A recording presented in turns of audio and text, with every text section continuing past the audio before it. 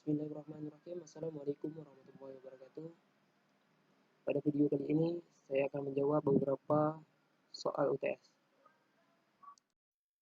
Quran surah Al-Mu'minun ayat 12 sampai 14. A'udzubillahi minasyaitonirrajim. Bismillahirrahmanirrahim. Walaqad khalaqnal insana min sulalatin min tin. ثم جعلناه نطفة في قرار مكين ثم خلقنا النطفة علقة فخلقنا العلقة مضغة فخلقنا المضغة عظاما فكسونا العظام لحما ثم أنشأناه خلقا آخر Fatabarakallahu ahsanul khaliqin. Terjemahan dari surah Al-Mu'minun ayat 12 sampai 14, kata perkataannya. Walakad, dan sesungguhnya, walakadna, kami telah menciptakan al-insan, manusia, min dari sulalatin saripati, min dari tin tanah. Summa, kemudian, ja'alna, kami jadikannya nutfatin, air mani, fi, dalam, qarorin, tempat, makin, kuat atau kokoh. 14-nya, summa, kemudian, khalaqna, kami ciptakan an-nutfah, air mani, alaqatan, segumpal darah, wa khalaqna, lalu kami ciptakan al-alaqatan, segumpal darah, mudghatan, segumpal daging, wa khalaqna, lalu kami ciptakan al-mudghatan, segumpal daging, izam, tulang, fakasauna, lalu kami bungkus al-izam, tulang itu, lahma, daging, summa, kemudian ansanah, kami tumbuhkan atau jadikan, khalaqna, makhluk, akharak, lain, fatabaraka, maka maha besar atau suci, Allah, ahsan, paling baik, al-khaliqin, pencipta. Jadi pada ayat 12 Allah Subhanahu wa taala menjelaskan bahwa manusia diciptakan dari saripati yang berasal dari tanah atau sulalatin min tin.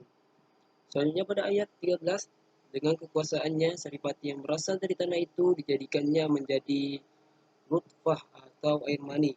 Dan selanjutnya pada ayat 14 dijelaskan ketika berada di dalam rahim seorang wanita, nutfah atau air mani itu berkembang menjadi mudghah atau segumpal daging, terus berubah menjadi tulang belulang yang terbungkus daging, dan akhirnya tumbuh dan berkembang menjadi anak manusia.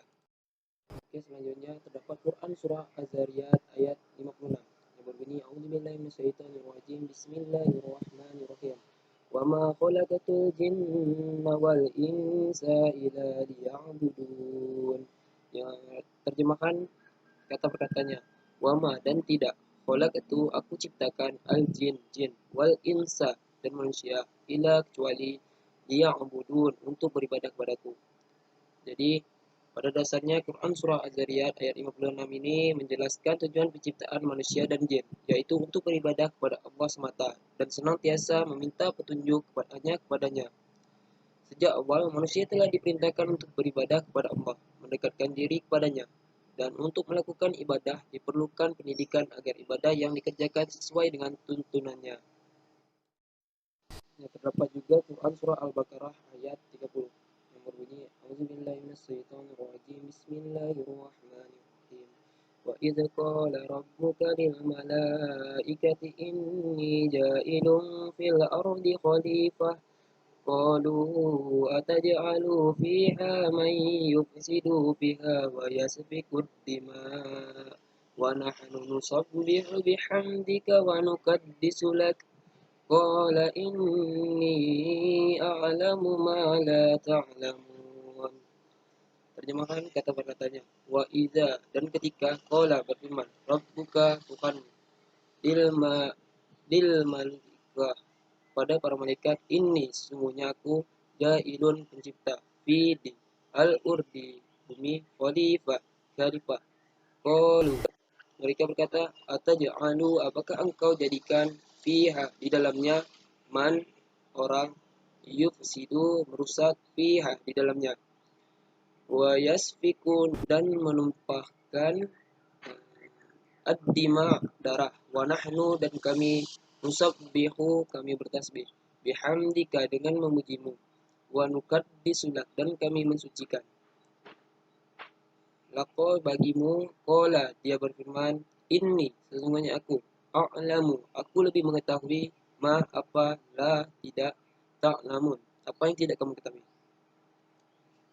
Jadi dalam ayat 30 surah Al-Baqarah ini disampaikan informasi bahwa sebelum Allah Subhanahu wa taala menciptakan manusia pertama yakni Adam alaihissalam, hal tersebut sudah disampaikan kepada para malaikat.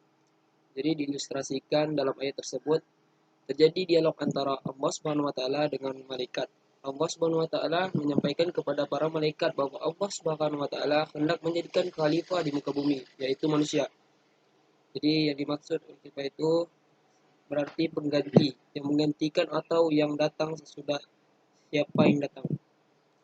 Atau terdapat juga ulama ada yang mengartikan bahwa khalifah ialah yang menggantikan Allah Subhanahu wa taala dalam menegakkan hukum-hukumnya di bumi, di muka bumi ini. Jadi Allah Subhanahu wa taala menunjuk manusia sebagai khalifah merupakan penghormatan kepadanya karena kelebihannya dibandingkan makhluk selain manusia, tidak terkecuali malaikat. Dengan menunjuk manusia sebagai khalifah, Allah Subhanahu wa taala juga bermaksud mengujinya sejauh mana manusia bisa melaksanakan amanah sebagai khalifah Allah Subhanahu wa taala di muka bumi. Secara istilah, kata tarbiyah berarti proses menumbuhkan dan mengembangkan potensi fisik, intelektual, sosial, estetika, dan spiritual yang terdapat pada peserta didik sehingga dapat tumbuh dan terbina secara optimal melalui cara memelihara, mengasuh, merawat, memperbaiki, dan mengaturnya secara terencana, sistematis, dan berkelanjutan. Dalam bahasa Indonesia, istilah at-tarbiyah diartikan sebagai pendidikan. Oleh karena itu, tarbiyah mencakup pendidikan jasmani, akal, akhlak, perasaan, keindahan, dan kemasyarakatan. Terus taklim. Menurut Abdul Fattah Jalal, tadi merupakan proses pemberian pengetahuan, pemahaman, pengertian, dan tanggung jawab sehingga diri manusia itu menjadi suci atau bersih dari segala kotoran dan siap menerima hikmah serta mampu mempelajari hal-hal yang bermanfaat bagi dirinya atau keterampilan. Terus terdapat tazkiyah. Secara harfiah, istilah tazkiyah ini mencakup dua arti. Yang pertama itu untuk membersihkan dan memurnikan, sedangkan yang kedua untuk meningkatkan dan mengembangkan menuju ketinggian atau kesempurnaan. Dan yang terakhir, takdib. Kata takdib ini diterjemahkan menjadi pelatihan dan pembiasaan. Demikian istilah takdib memiliki beberapa kata. Yang pertama itu berasal dari kata adaba ya'dubu, yang berarti melatih dan mendisiplinkan diri untuk berperilaku yang baik dan sopan. Yang kedua itu berasal dari kata adaba ya'dibu, dan berarti mengadakan pesta atau jamuan atau berbuat dan berperilaku sopan. Dan yang terakhir itu bentuk dari tadib yakni adaba, yang berarti mendidik, melatih, memperbaiki, mendisiplinkan, dan memberi tindakan. Terdapat 9 prinsip pendidikan Islam menurut Dr. A'am Abdul Salam. Yang pertama, prinsip Rahmaniyah. Yang dimaksud dengan Rahmaniyah ini sebagai prinsip pembelajaran adalah bahwa kasih sayang menjadi cara pandang dan pola sikap dalam pengembangan seluruh komunikasi dan interaksi pembelajaran. Dengan prinsip ini, Ahmadiyah, maka pengembangan komunikasi dan interaksi pembelajaran lebih bersifat telaten, yakni tindakan-tindakan edukatif yang mengandung kasih sayang, kesungguhan, dan ketulusan. Yang kedua, prinsip takamuliyah atau integratif. Yang dimaksud dengan takamuliyah ini adalah bahwa pengembangan teori dan praktek pembelajaran dibangun atas prinsip keterpaduan yang sangat kokoh, sebab berdiri di atas paradigma Iqra yang menempatkan tauhidullah sebagai fondasinya. Terus yang ketiga, prinsip syumuliyah atau komprehensif. Yang dimaksud dengan prinsip ini adalah bahwa pengembangan pembelajaran meliputi seluruh entitas dan dimensi kehidupan. Terus prinsip wasaliyah atau kemediaan. Prinsip ini berarti bahwa pembelajaran harus berangkat dari pemberdayaan sumber belajar. Dengan prinsip ini, pembelajaran dituntut agar benar-benar mempelajarkan, bukan sekedar mengajarkan yang cenderung diartikan menyampaikan ilmu. Yang kelima, prinsip tawazuniyah atau keseimbangan. Dengan prinsip ini, pembelajaran harus mampu mengembangkan seluruh potensi dan kepentingan manusia secara seimbang. Yang keenam, prinsip istimrariyah atau kontinu. Ini maksud dengan prinsip ini adalah bahwa proses pembelajaran itu berlaku secara terus-menerus sepanjang hidup manusia atau selama bumi berputar. Yang ketujuh, prinsip wakiyah atau kontekstual. Prinsip ini dalam taklim berarti bahwa pembelajaran harus menampak pada kenyataan dan hadir sebagai solusi terhadap permasalahan. Yang kedelapan, prinsip Rabbaniyah atau ketuhanan.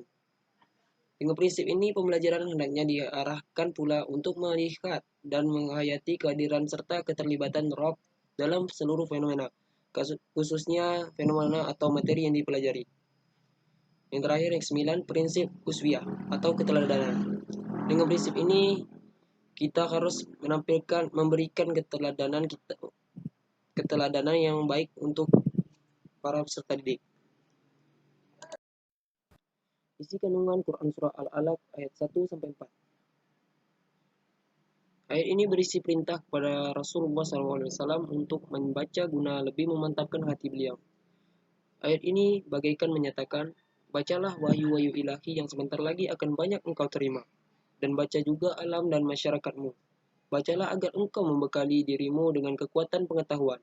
Bacalah semua itu, tetapi dengan syarat hal tersebut engkau lakukan dengan atau demi nama Tuhanmu yang selalu memelihara dan membimbingmu, dan yang menciptakan semua makhluk kapan dan dimanapun.